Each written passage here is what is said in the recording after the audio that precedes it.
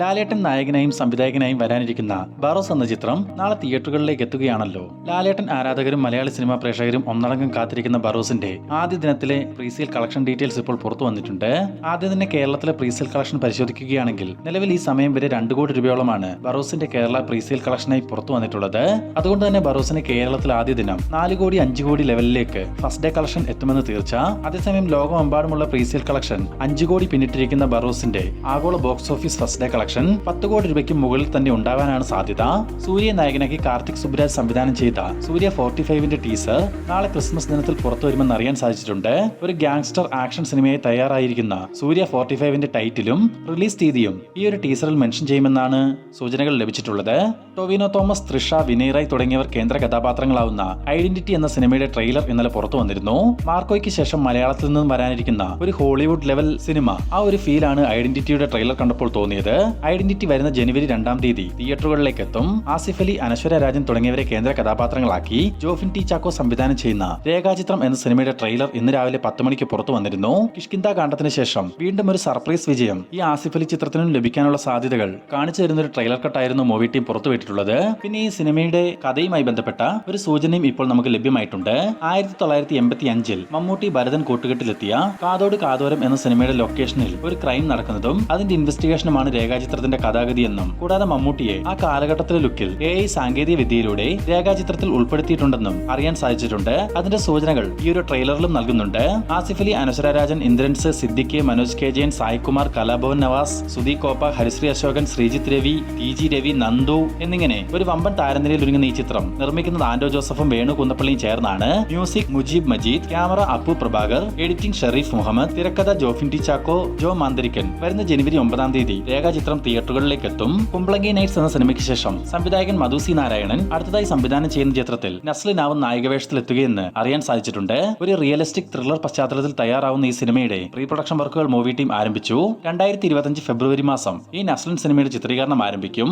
നീണ്ട 13 വർഷങ്ങൾക്ക് ശേഷം ലാലേട്ടനെ കേന്ദ്ര കഥാപാത്രമാക്കി ബ്ലസ്സി വീണ്ടും ഒരു സിനിമ സംവിധാനം ചെയ്യാനൊരുങ്ങുന്നു.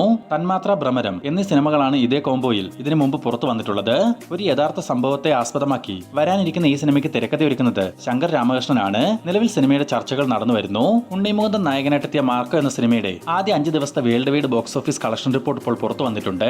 ആദ്യ 4 ദിവസങ്ങൾ കൊണ്ട് തന്നെ 40 കോടി രൂപയ്ക്ക് മുകളിൽ ഒരു കളക്ഷൻ സ്വന്തമാക്കാൻ സാധിച്ച മാർക്കോയുടെ 5-ാം ദിവസത്തെ മാത്രം കേരള കളക്ഷൻ 4 കോടിയിലേക്ക് എത്തപ്പെട്ടിരിക്കുകയാണ്. അതേസമയം 5-ാം ദിവസം 8 കോടി രൂപയോളമാണ് Marco worldwide box office കളക്ഷനായി സ്വന്തമാക്കിയിരിക്കുന്നത്. ഇതോടെ ചിത്രം റിലീസിനെത്തിയ 5 ദിവസങ്ങൾ കൊണ്ട് 48 കോടി രൂപയോളം ആഗോള ബോക്സ് ഓഫീസ് കളക്ഷനായി സ്വന്തമാക്കി കഴിഞ്ഞു. ഒരു വർക്കിംഗ് ഡേ ആയിട്ട് പോലും ഇത്രയും മികച്ചൊരു കളക്ഷൻ മാർക്കോയ്ക്ക് നേടാൻ സാധിച്ചിട്ടുണ്ടെങ്കിൽ ചിത്രം 2025ലേക്ക് കടക്കുന്നതിന് മുമ്പ് തന്നെ 100 കോടി ക്ലബിൽ എത്തുമെന്ന് തന്നെ പ്രതീക്ഷിക്കാം. മാർക്കോയ്ക്ക് ശേഷം ഹനീഫ് അദീൻ സംവിധാനം ചെയ്യുന്ന അടുത്ത സിനിമയുടെ അപ്ഡേറ്റ് ഇപ്പോൾ പുറത്തു വന്നിട്ടുണ്ട്. അടുത്ത സിനിമയും ഉണ്ണിമുകുന്ദന് വേണ്ടിയാണ് ഹനീഫ് അദീൻ സംവിധാനം ചെയ്യുക.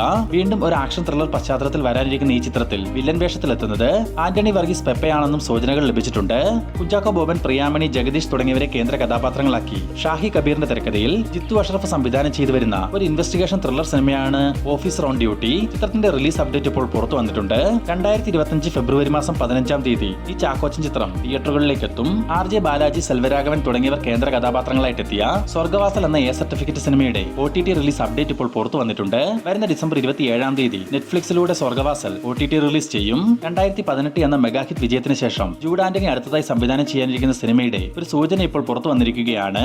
ഏറെ നാളുകളായി ആരാധകരിൽ നിന്നും മലയാളി സിനിമാ പ്രേക്ഷകരിൽ നിന്നും വൻ വിമർശനങ്ങൾ ഏറ്റുവാങ്ങുന്ന സൂപ്പർ താരമാണല്ലോ നിവിൻ പോളി. നിവിൻ പോളിയെ നായകനാക്കി ഒരു പാൻ ഇന്ത്യൻ സിനിമ ചെയ്യാനുള്ള തീരുമാനത്തിലാണ് ജൂഡ് ആന്റണി എന്നാണ് വിവരങ്ങൾ ലഭിച്ചിട്ടുള്ളത്. ഉടൻ തന്നെ ചിത്രത്തിന്റെ ഒഫീഷ്യൽ പ്രഖ്യാപനം പുറത്തു വന്നേക്കാം. ആട് 2 എന്നീ സിനിമകളുടെ സ്വീക്കലായി വരാനിരിക്കുന്ന ആട് 3യുടെ ഷൂട്ടിംഗ് അപ്ഡേറ്റ് ഇപ്പോൾ ലഭ്യമായിട്ടുണ്ട്. 2025 ഏപ്രിൽ മാസത്തിൽ ആട് 3യുടെ ചിത്രീകരണം ആരംഭിക്കാനുള്ള തീരുമാനത്തിലാണ് മൂവി ടീം. ഇതിനിടയിൽ പ്രൊഡ്യൂസർ വിജയ് ബാബു ആട് 3 3D സാങ്കേതിക മികവോടെയായിരിക്കും വരികയെന്ന് പറഞ്ഞിരുന്നു. എന്നാൽ ആട് 3 3D ആവില്ല, 2D ഫോർമാറ്റിൽ തന്നെയാവും എത്തുകയെന്ന് ചിത്രത്തിന്റെ സംവിധായകൻ മിഥുൻ മാനുവൽ ഇപ്പോൾ കൺഫേം ചെയ്തിട്ടുണ്ട്. ഫ്രൈഡേ ഫിലിംസിന് വേണ്ടി വിജയ് ബാബു നിർമ്മിക്കുന്ന ആട് 3യിൽ ജയസൂര്യ, സൈജു കുറുപ്പ്, വിനായകൻ, സണ്ണി വെയിൻ, ഇന്ദ്രൻസ്, ധർമ്മജൻ, ഭഗത് മാനുവൽ തുടങ്ങിയവരാണ് പ്രധാന വേഷങ്ങളിലെത്തുക. തിയേറ്ററുകളിൽ മികച്ച അഭിപ്രായങ്ങൾ നേടി പ്രദർശനം നടത്തിവരുന്ന വിടുതലൈ പാർട്ട് 2ന്റെ OTT റിലീസ് സമയം ചിത്രത്തിൽ നിന്നും നീക്കം ചെയ്ത 1 മണിക്കൂറോളം വരുന്ന രംഗങ്ങൾ കൂടി ആഡ് ചെയ്താവും OTT റിലീസ് ചെയ്യുകയെന്ന് മൂവി ടീം ഇപ്പോൾ കൺഫേം ചെയ്തിട്ടുണ്ട്. അതുപോലെ ഇതിനു മുമ്പ് തന്നെ മാർക്കോ എന്ന സിനിമയുടെ OTT റിലീസ് സമയം സെൻസർ ബോർഡ് കട്ട് ചെയ്ത സീനുകൾ ആഡ് ചെയ്താവും OTT റിലീസ് ചെയ്യുകയെന്ന് മാർക്കോയുടെ പ്രൊഡ്യൂസർ ഷെരീഫ് മുഹമ്മദും പറഞ്ഞിരുന്നു. അജിത്തിനെ നായകനാക്കി മകിഴ് തിരുമേനി സംവിധാനം സംവിധാനം ചെയ്ത വിടാമുയർച്ചയുടെ എൻ്റെ ഷൂട്ട് കഴിഞ്ഞ ദിവസം കംപ്ലീറ്റ് ആയെന്ന് മൂവി ടീം തന്നെ കൺഫേം ചെയ്തിരുന്നു. ഓൾറെഡി ചിത്രത്തിന്റെ പോസ്റ്റ് പ്രൊഡക്ഷൻ വർക്കുകൾ 90% പൂർത്തിയായി കഴിഞ്ഞു. എന്തായാലും വിടാമുയർച്ചി വരുന്ന ജനുവരി 10 പൊങ്കൽ ഫെസ്റ്റിവലിനോടനുബന്ധിച്ച് തിയേറ്ററുകളിലേക്ക് എത്തും.